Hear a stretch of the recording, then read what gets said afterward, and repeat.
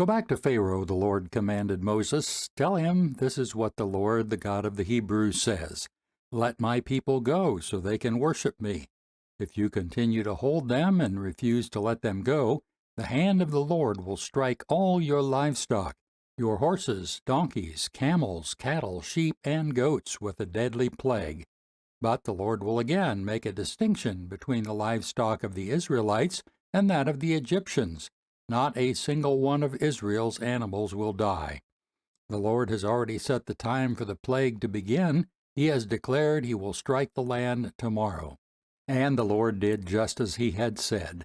The next morning, all the livestock of the Egyptians died, but the Israelites didn't lose a single animal.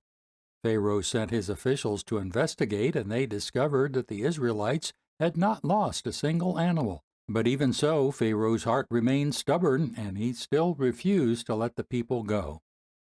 Then the Lord said to Moses and Aaron, "Take handfuls of soot from a brick kiln, and have Moses toss it into the air while Pharaoh watches. The ashes will spread like fine dust over the whole land of Egypt, causing festering boils to break out on people and animals throughout the land." So they took soot from a brick kiln and went and stood before Pharaoh. As Pharaoh watched, Moses threw the soot into the air, and boils broke out on people and animals alike. Even the magicians were unable to stand before Moses because the boils had broken out on them and all the Egyptians. But the Lord hardened Pharaoh's heart, and just as the Lord had predicted to Moses, Pharaoh refused to listen. Then the Lord said to Moses, "Get up early in the morning and stand before Pharaoh. Tell him, this is what the Lord, the God of the Hebrews, says. Let my people go so they can worship me.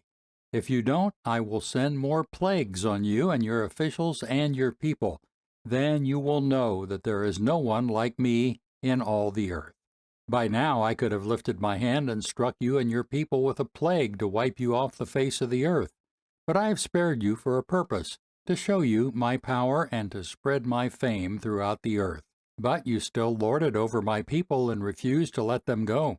So tomorrow at this time I will send a hailstorm more devastating than any in all the history of Egypt. Quick, order your livestock and servants to come in from the fields to find shelter. Any person or animal left outside will die when the hail falls." Some of Pharaoh's officials were afraid because of what the Lord had said. They quickly brought their servants and livestock in from the fields. But those who paid no attention to the word of the Lord left theirs out in the open.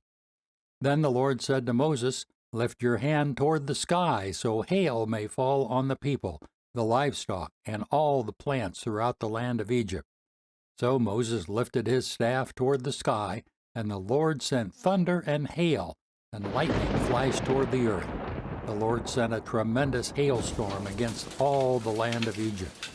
Never in all the history of Egypt had there been such a storm like that, with such devastating hail and continuous lightning.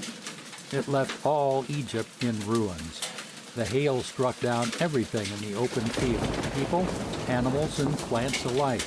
Even the trees were destroyed. The only place without hail was the region of Goshen, where the people of Israel lived. Then Pharaoh quickly summoned Moses and Aaron. "This time I have sinned," he confessed. "The Lord is the righteous one, and my people and I are wrong. Please beg the Lord to end this terrifying thunder and hail.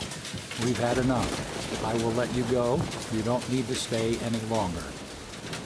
"All right," Moses replied. "As soon as I leave the city, I will lift my hands and pray to the Lord. Then the thunder and hail will stop, and you will know that the earth belongs to the Lord.